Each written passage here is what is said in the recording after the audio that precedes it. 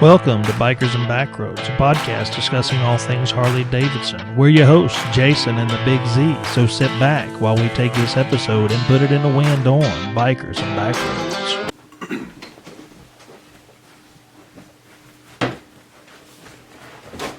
Ready?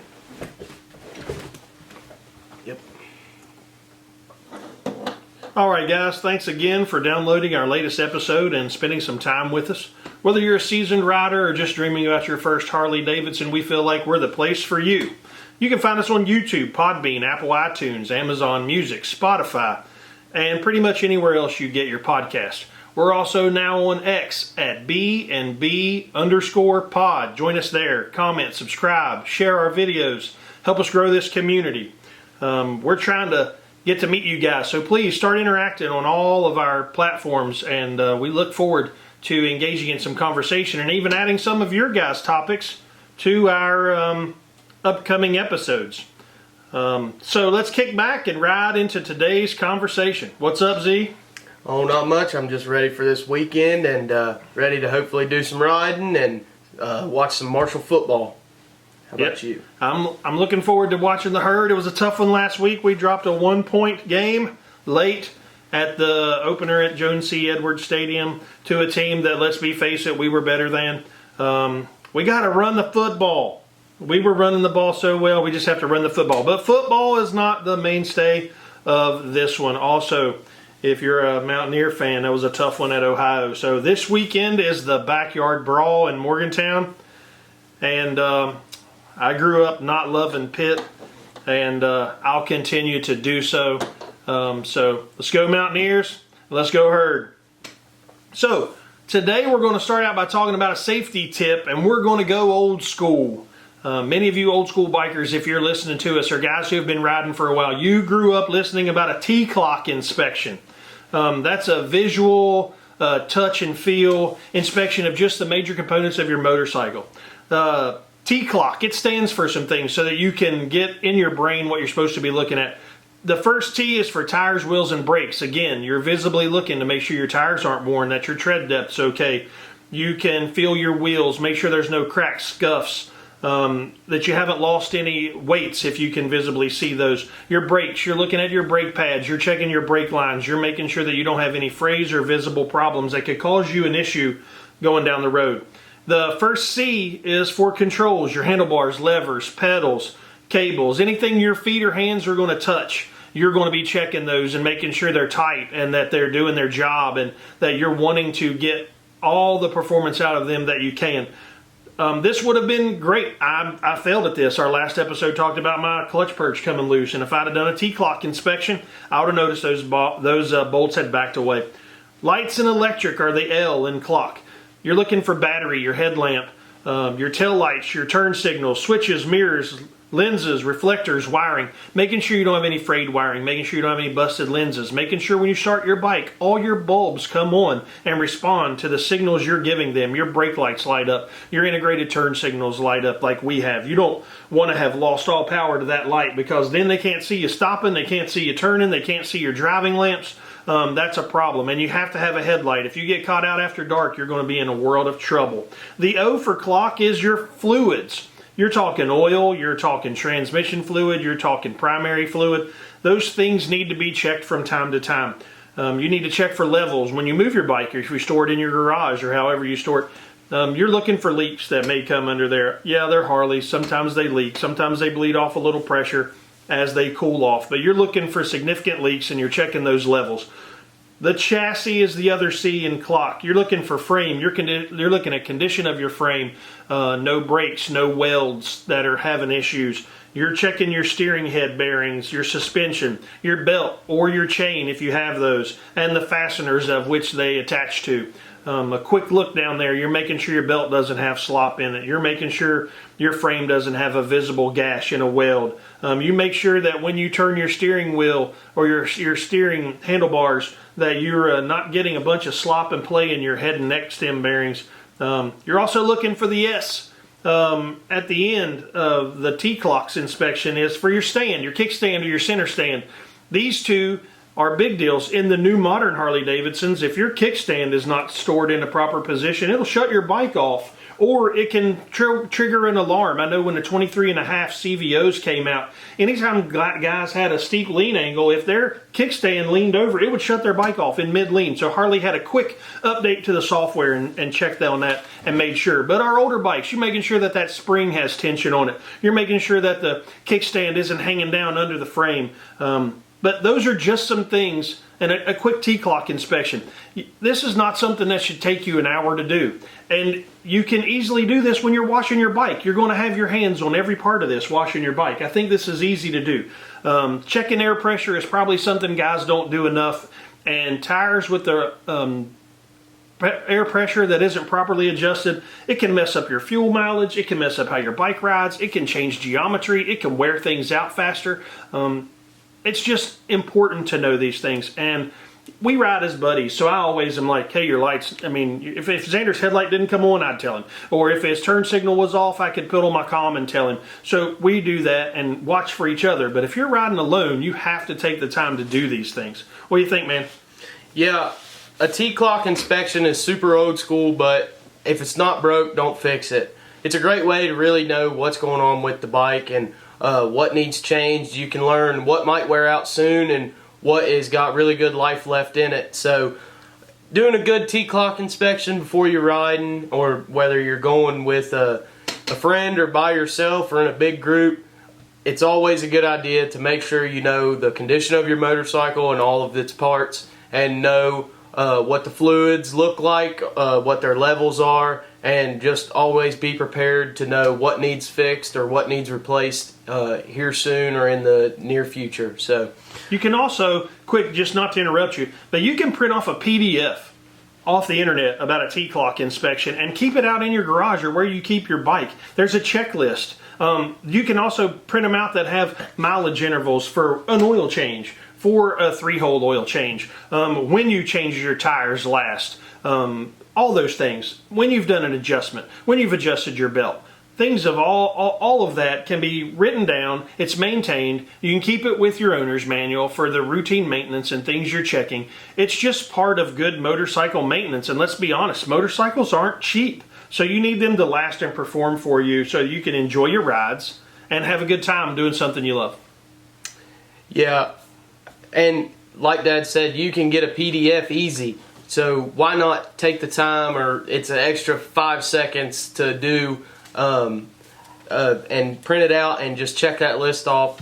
We try to do it as often as we can. I mean, we're all human. Sometimes you forget, but hey, as long as you're trying, you're better off than most. Let us know what your safety tips are. So far, we're not getting much feedback, and I want to challenge you guys to talk to us in the comments. Put something down in there that sparks our interest, that we can address it. We'll call you out. We'll give you some props for interacting with us. If we can pin the name and the person who's given us the feedback, we want to be interactive in this situation. So please send us some of your safety tips, and we'll move on with some of ours. Yeah. So moving on, we're going to be talking about our new part and mod of the episode. Today we're going to be talking about the Thrashin' Militant foot pegs. I run these on my Dyna. So you're going to be getting some information about the peg, and also you'll get to hear my feedback of what I like about them.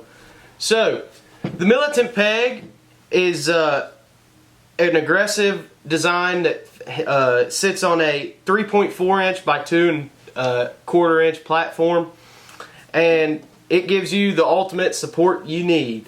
So these are made in Los Angeles, California, and they're made out of aircraft grade 6061 aluminum, and then they're a stainless steel clevis, and for all in all for the Dyna, the FXR, your XL, and your touring frames.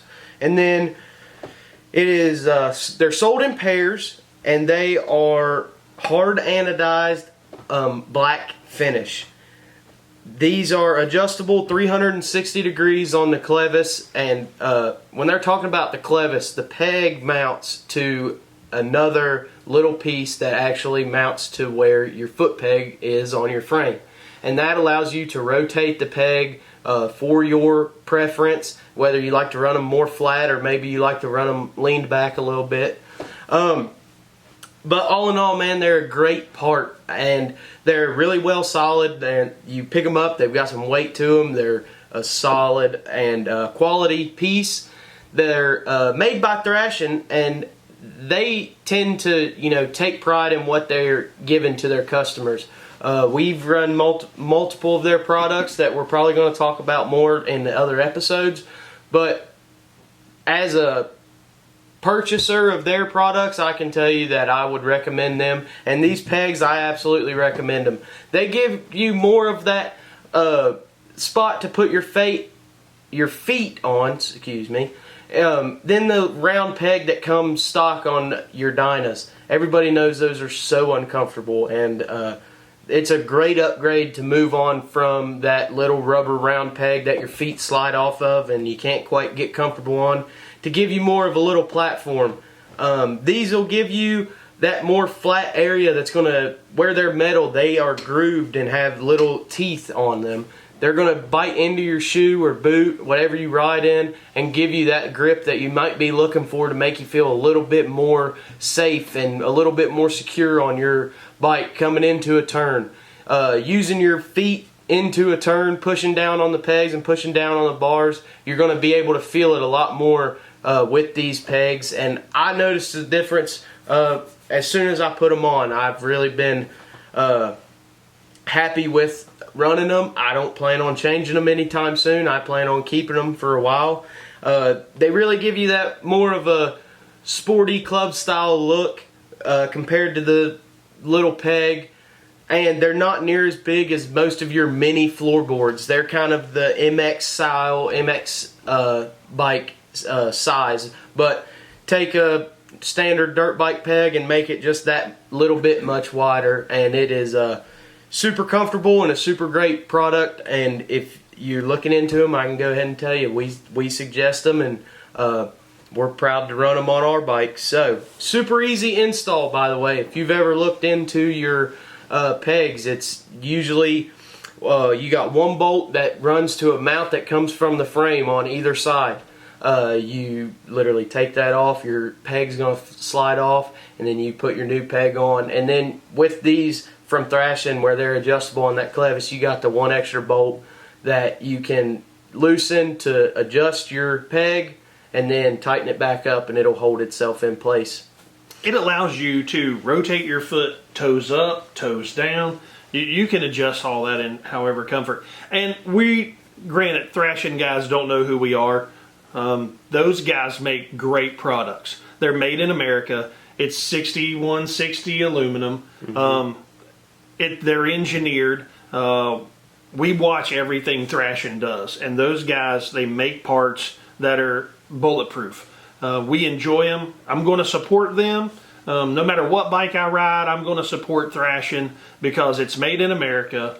They're a great family company.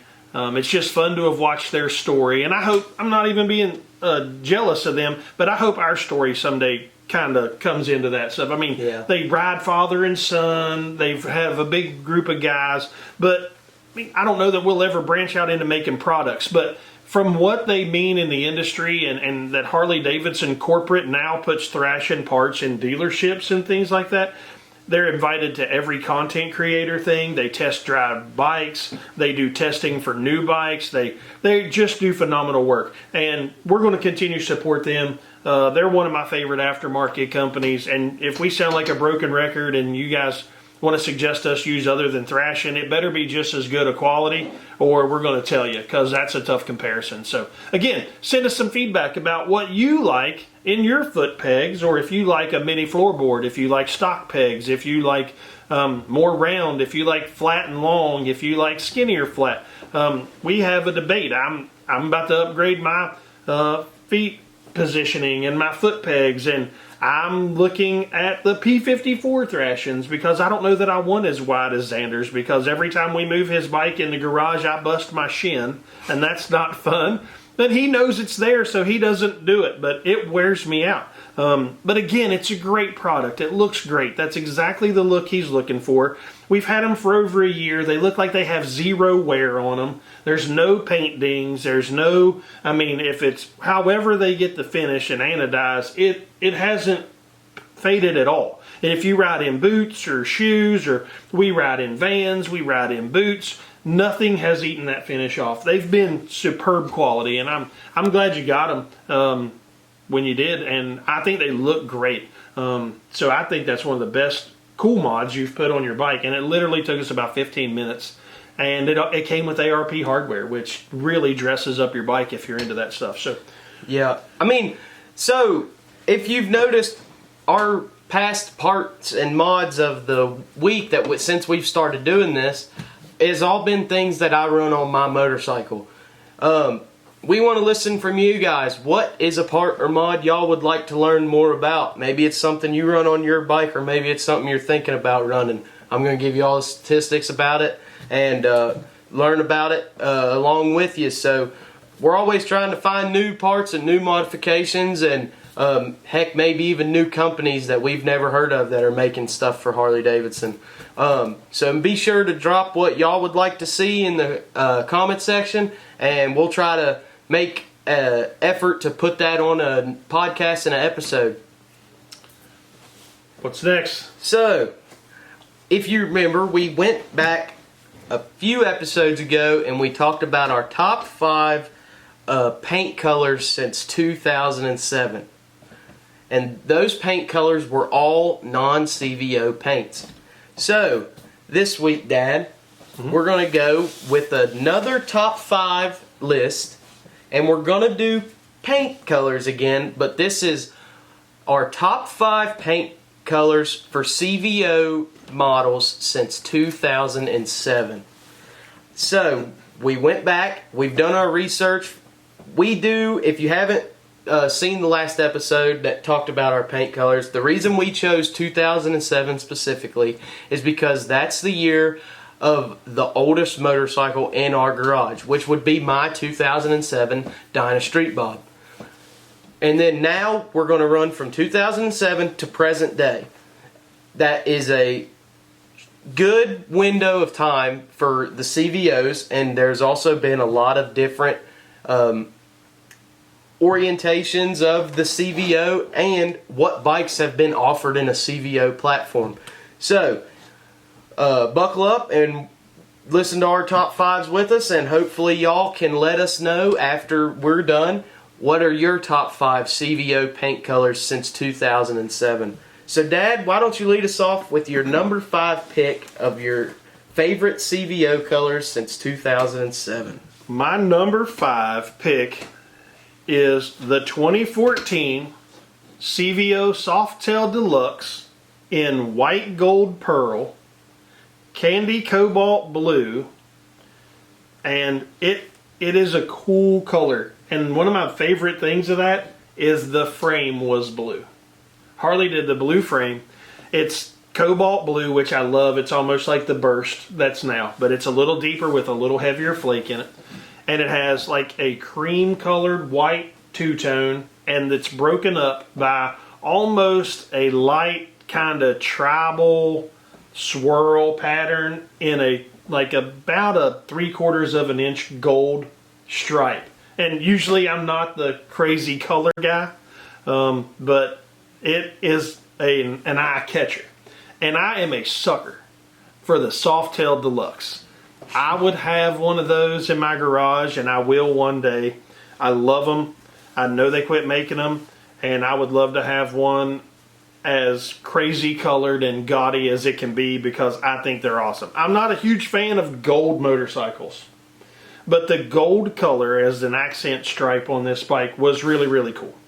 So what's your number 5, man? So my number 5 CVO color, it's going to be the 2008 Midnight Blue on the Softail that was offered in that year.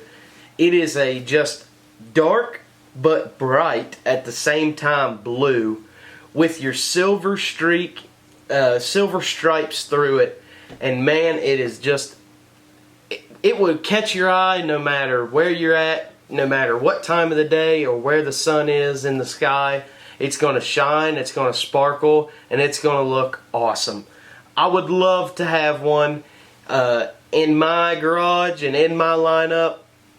but they are absolutely beautiful, and I would argue that would be just a great paint color on any motorcycle on Harley Davidson's lineup, whether it be a Softail, whether it be the baggers, modern day or older. I'd love to see that color come back for sure. And man, that blue frame, like you said, it looks great, and that just is the finishing touch on that whole bike. So, moving on, I'm going to lead with my number 4, and I'll let you follow up. So for my number 4 pick, I'm going to go with the 2015 ultraviolet blue with the molten lava flame on the Street Glide specifically. That was one of my honorable mentions. Dude, so I love the Transformers movie. And when you give me a bike that's going to look like Optimus Prime rolling down the road, I am in. Besides, flames are just so iconic on Harley Davidson, and that lava color that they call, man, it pops. But especially on that ultraviolet blue. It is just a gorgeous, dark looking motorcycle. It looks mean going down the road, and it just is going to catch anybody's eye that you pass. What year did you say? It's a 2015. Okay. Then guess what? What was that? I picked, for my number 4,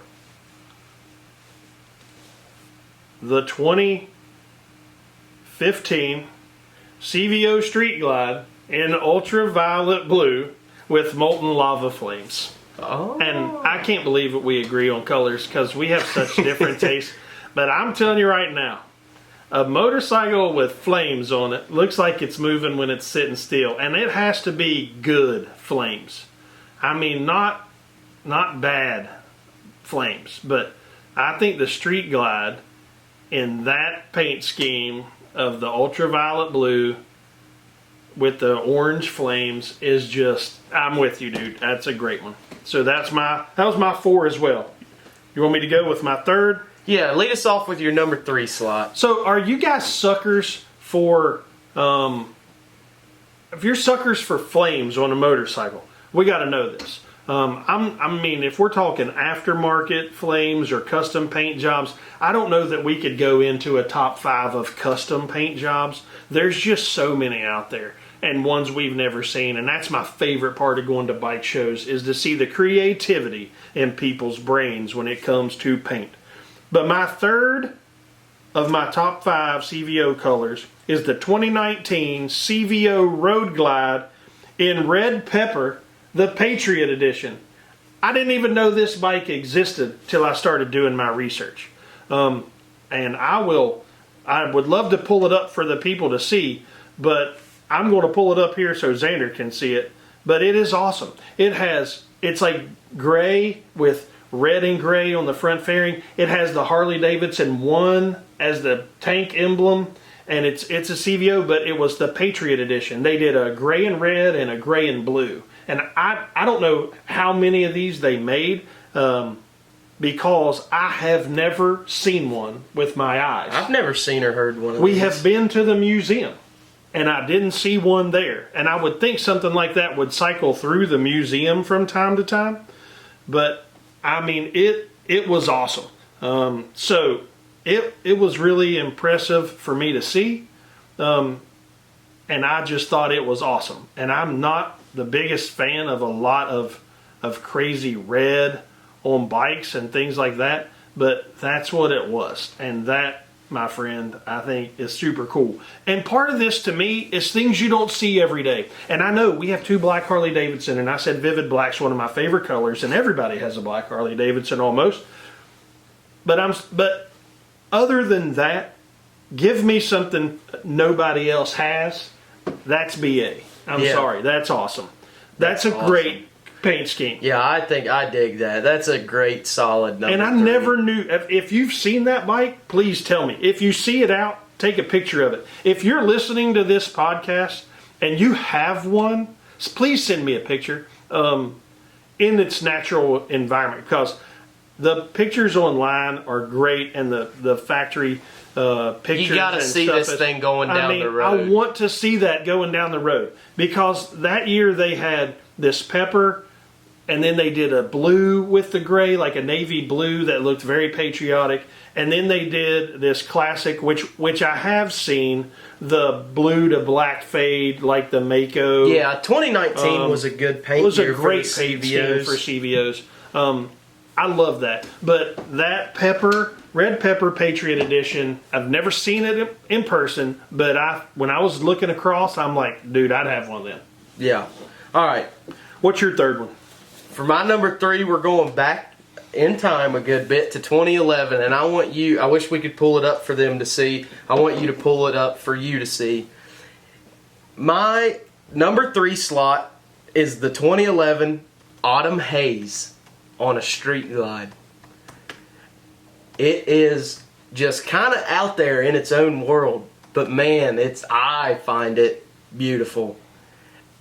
Look, you got the root beer. It looks like a root beer float going down, sitting still, really. You got the autumn haze you got the dark brown with a lighter brown, almost caramel, with your cream kind of off-white on the top, fading up from if you're looking at the front, you got all dark on the fender, you got the caramel coming up around the headlight, then around your handlebars and where your top of your fairing is you've got the off-white. The top of the bags is off-white, and it slants down the bags running backwards.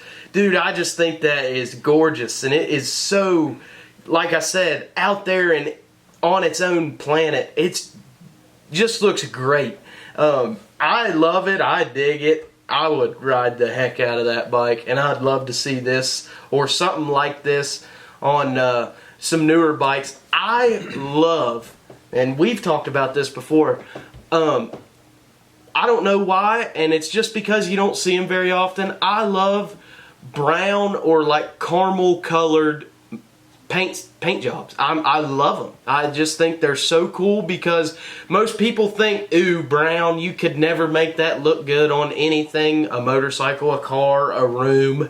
But man, if you get the right color and you get the right design and someone who knows what the heck they're doing when they're painting, man, you can make it look awesome. Especially if you add in some design, some pinstripes, maybe even some sort of decal or lace in the paint inlay. I think it looks awesome, and I'd love to see one of those. I'd love to have one of those in my garage. So I think the coolest part of that whole paint job is you're talking about a 2011 bike. Yeah. Decked out in all Screaming Eagle things, because the badging hadn't been sorted. Everything was a CVO. Was it a Screaming Eagle Performance, which turned out to be the same thing. But you're talking about that bike had a painted inner fairing.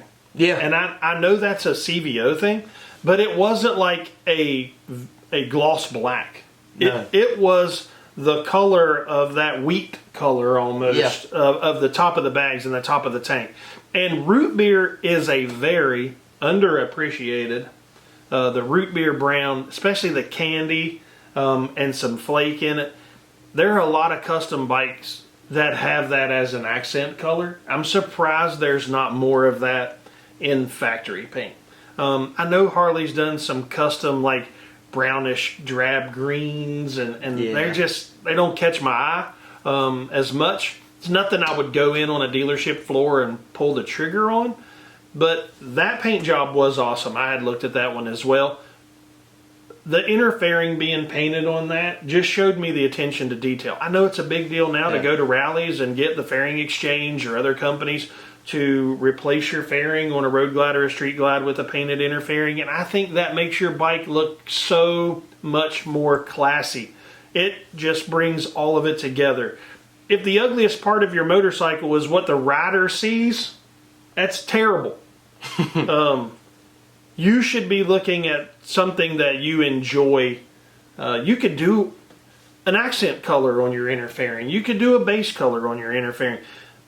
But the just the matte black finish on inner fairings, I get it. Harley makes so many of those, and you have to have them that are replaceable for when guys bang them up, and it's easier for them to do matte than paint them all up, and CVOs do usually come with their paint updated. The ability to change your inner fairing on a bagger is just a great touch that makes that bike your own. And in 2011 that happened, I'm here for it. Okay, so that brings us to my number 2, which is going to be the 2022 CVO Road Glide in Wicked Orange Pearl. In our previous episode, where we talked about non-CVO paint, we talked about how big a sucker I am for black and orange on a motorcycle, and this is the epitome of orange over black with some whitish silver accent pinstriping. You have orange on the rockers. It is beautiful. I love this combination. This is a standard Harley thing for me. They do orange over black very well. There's a hard type scallop in the design. It's not a flame, it's not a flare, it's not a hockey stick. It's like an old school scallop on like an 80s, early 80s, late 70s model pickup truck. Very nice bike. It's one of my favorites. Orange and black, I'm here for it. Yeah, that was a paint I looked at and thought about putting on my list, but I thought I would see it on yours somewhere, and man, when it's chromed out, that looks great, and it makes that paint pop even more. So, moving on to my number 2, I'll just start off with saying I love the club style, just subculture, and I love some of the crazy, ridiculous paint schemes that come from it, which is why the 2025 Blue Streak on the Road Glide is on my number 2 spot for this list. I mean, how can it not be, especially if you're a Dynabro at all? It is just awesome. The fact that they would make that paint that is just, it looks like a big old bear slash across the whole bike. You got the blue to black to blue with the red pinstriping through it. And then you got the yellow blocked up stripe on the bags towards the bottom corner. And on the tank. It is just super kind of out there to see that coming from the factory. You see a lot of custom bikes and custom paints like this with a racing style to them. But, it's not something I would be expecting from Harley Davidson to make. But man, does it look really good, and it looks custom, and it makes that bike look like it is just a racing machine.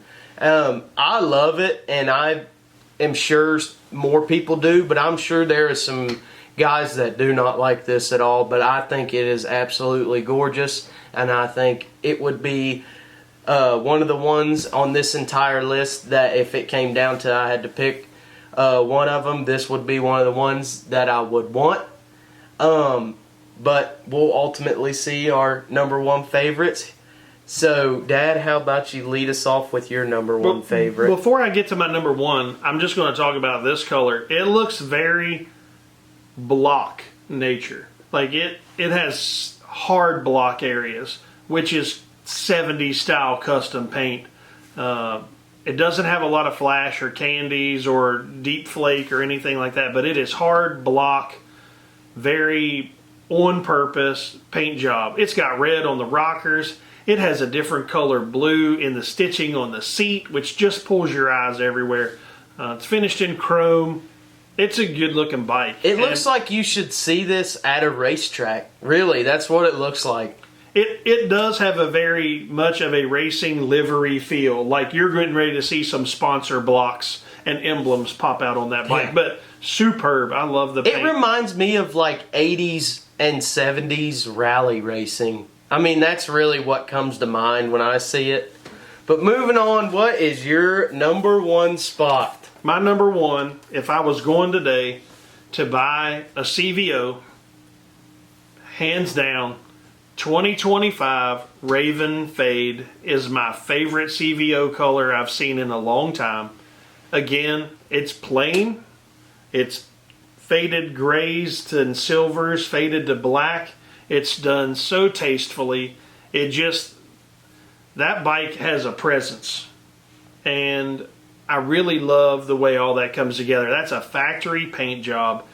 If you ding the paint or if you have a problem and scratch it, or getting it matched up is probably going to be an issue. They just did a great job. And I love the fade.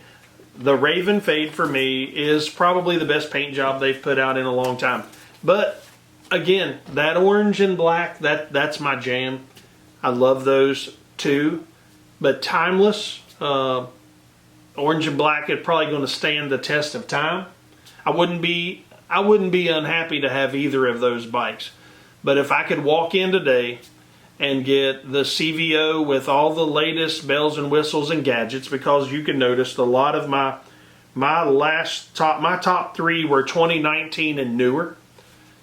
If I can get the bells and whistles, the all new looks, I'm going Raven fade from a 2025 over the 2022 every day of the week, just because what that bike does, what it means as far as a bike.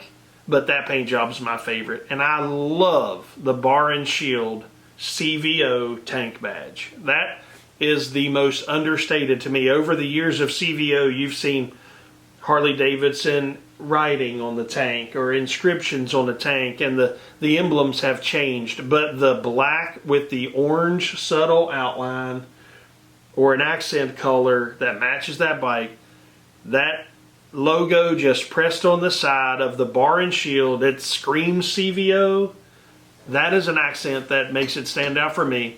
I would love to just have those on my bike, and I know guys that buy them and put them on their bikes and things, but I mean, tank badges are kind of sacred to me. I don't think you mess around with the eras, and again, I'm getting kind of down a rabbit hole about tank badges. That could be a topic one time. We may be coming up with our top 5 tank badges from Harley Davidson eras. But the 2025 Raven Fade is mine. What's your number 1, dude? The 2025 Raven Fade sneaks into my number 1 spot as well. That might be one of my favorite paint jobs of all time I've ever seen on anything, any vehicle. That just, the way it kind of melts into the black, and dude, how do you get any better than that? It is crazy to think that they could make that transition that way from the factory and go on to mass produce it. That looks like something you should see in a one-off bike, and it brings a lot to the table, like you said. I'm going to go ahead and say 2025 is a great year for the CVO colors, I think, personally, because heck, two of the paints are on my top 5 list. So that Raven Fade is a great, and if there was money no option, I would go in and the Raven Fade would come home with me today off the showroom floor. But man, that's just, I mean, the CVO paint jobs, they're going to stand by themselves for the test of time. And whether you hate them or you love them, the CVO paints are always going to have a little bit of style that the regular bikes are not going to get. Sometimes they flash a little too much, and sometimes they don't flash enough. And then you get the perfect happy medium that it's going to make you love it every time. What is y'all's top 5 CVO lists? Or what do you think about our lists? And if there's a paint color that you would have loved to have here, please make sure to let us know. Drop it down in the comments. One, that's going to help us make this a little bit more better for the listeners, but also it gets to let us see some things that we might not have seen during our research, or maybe even a color we've never heard of. So be sure to let us know what your favorite CVO color of all time is, or like I said, give us your top 5 list. So take us on, Dad. Our number 4 topic for today is going to be a little bit of Harley news coming out of corporate. Some people are going to be upset about this, but if you're Harley, you've got a good platform going in their Road Glide. So now you're going to offer a new option, a police model. In 2026, the Road Glide is going to be the only police edition offered. No more Electra Glide and no more Road King police bikes. They're going to offer only a police edition in the 2026 Road Glide.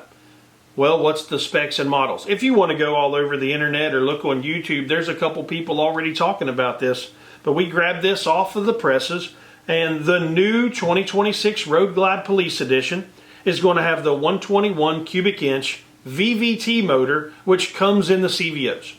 The new pursuit system on the infotainment system is going to be an application-based upgrade only for police bikes on the infotainment system that allows them to click in to a setting and they will be able to turn all their lights on. They'll be able to just run marker lights. They'll be able to run just front flashing lights. They'll be able to run rear flashing lights if they're blocking an intersection. They'll be able to cue their siren from that point. They'll be able to tell what lights are on. They'll be able to tell when they're in a pursuit situation, and their bike will relay information to them on that nice big screen that is relaying that information to them as safely as they can. The police editions are the only bikes that's going to have that software.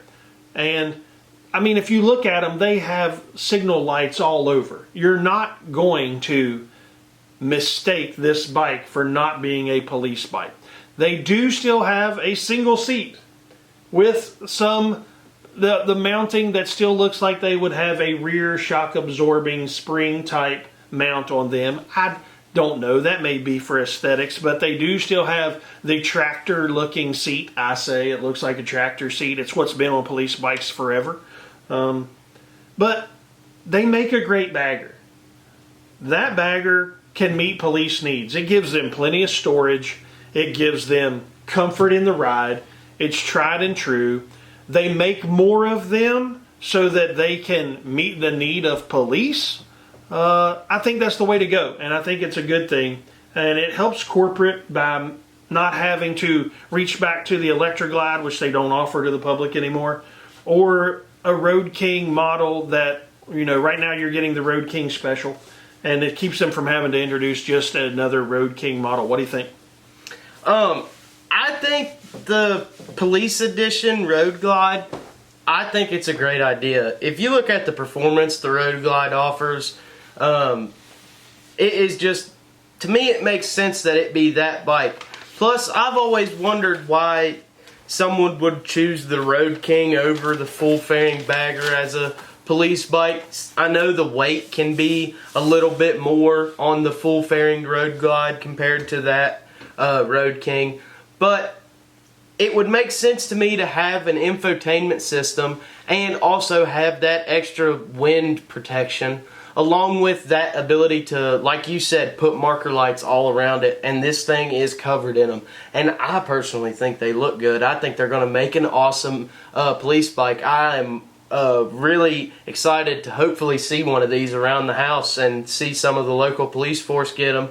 But let us know what y'all's thoughts are on this. Do you miss the Electroglide and the Road King Police, or do you think it's time to let them retire out? So, I think we pretty much both agree that the Road Glide is going to be an awesome police bike, and we're excited to see what y'all have to say about it and what your thoughts on it are. So, we'll give you a little teaser for next week. We're going to come at you with another parts mod.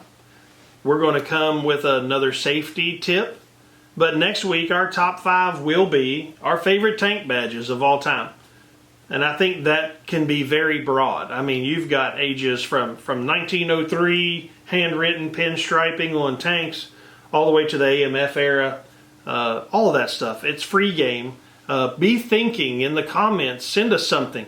If you can help drive our next episode with conversation, again, we'll tag you. We'll mention you. We'll thank you for the comment. It just keeps our conversation to seem more to you guys than just to each other. We enjoy doing this, so we're going to keep coming and bringing it, and it's a lot of fun. So, all right, Z, with all that, we'll let you take us out. Well, that's it for today's conversation. Thanks for joining us here on the Bikers and Backroads podcast. Don't forget to like and subscribe. And remember, you can find us on any of your major podcasting streaming services, whether that be Podbean, Apple iTunes, Spotify, and anywhere else you get your podcasts from.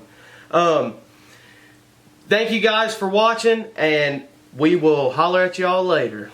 And you riders, stay safe and be blessed. Thank you.